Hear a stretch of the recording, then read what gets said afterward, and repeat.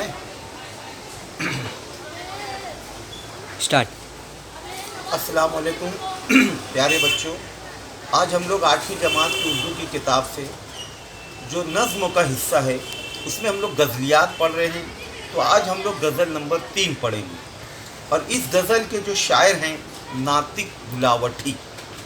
इसमें सबसे पहले तो होता है पहली बात और जान पहचान। तो आइए बच्चों हम लोग पहले देखते हैं पहली बात।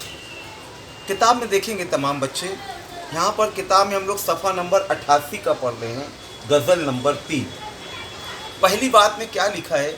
शायर गज़ल में अपना हाल दिल इस अंदाज से बयान करता है कि सुनने वाले को लगता है कि गोया शायर ने इन्हीं के दर्द को बड़े पुरअसर अंदाज में बयान कर दिया, बल्कि जो बात वो कह नहीं पाते थे इसे अपने 90 तुले लफ्ज़ों में खूबसूरत शेर की शक्ल अता कर दी गई। गोया यानी लोगों के दिल के जो ख्यालात है, जो सोच है, उसको शायर अपने लफ्ज़ों के मोती बनाकर उसे पुरो देता है, उसे शेर की शक्ल दे देता है और पढ़ने के बाद पूरी बात अया हो जाती है।